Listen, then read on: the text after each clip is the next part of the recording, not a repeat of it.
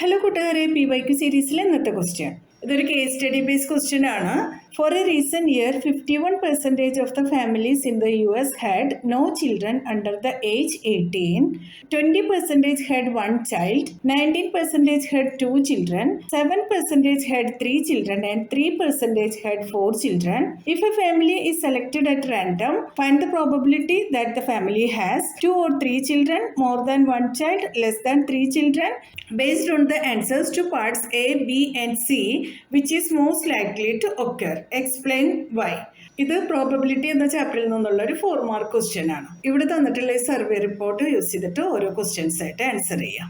Probability ആണ് നമുക്ക് കണ്ടുപിടിക്കേണ്ടത്. ക്വസ്റ്റ്യനിൽ തന്നിട്ടുള്ള ഡീറ്റെയിൽസ് അനുസരിച്ച് 51% ഓഫ് ഫാമിലീസിൽ നോ ചിൽഡ്രൻ, 20% ഓഫ് ഫാമിലിയിൽ 1 ചൈൽഡ്, 19% ഓഫ് ഫാമിലിയിൽ 2 ചിൽഡ്രൻ, 7% 3 ചിൽഡ്രൻ ആൻഡ് 3% 4 ചിൽഡ്രൻ. ഈ ഡീറ്റെയിൽസ് യൂസ് ചെയ്ത് നമുക്ക് ഓരോ ക്വസ്റ്റ്യൻസിൻ്റെ ആൻസേഴ്സ് എഴുതാം. First question, probability of 2 or 3 children. 2 children 19% plus 3 children 7% divided by 100 equals to 19 plus 7 is 26 by 100.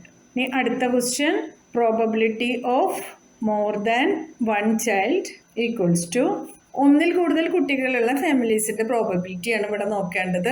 അപ്പോൾ 2 ചിൽഡ്രൻ ഉള്ളത് 19% plus 3 children 7% plus 4 children 3% whole divided by 100 equals to 19 plus 7 plus 3 is 29 by 100.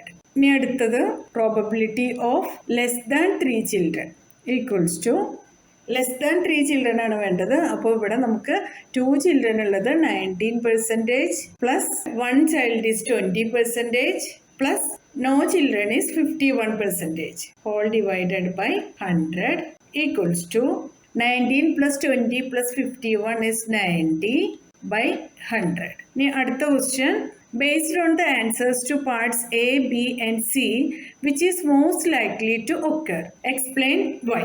ഈ പ്രോബബിലിറ്റീസിൽ ഏറ്റവും കൂടുതൽ occur ആവുന്ന probability ഏതാണെന്നാണ് question. 2 or 3 children 26 by 100 ആണ് കിട്ടിയിട്ടുള്ളത്.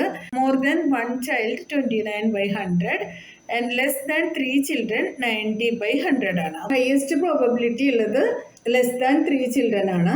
The event part C is most likely to happen since it has the highest probability of occurrence. ഇതാണ് നമ്മുടെ answer. എല്ലാവർക്കും മനസ്സിലായല്ലോ. PYQ സീരീസിലെ അടുത്ത ക്വസ്റ്റ്യൻ ആയിട്ട് നമുക്ക് നാളെ കാണാം.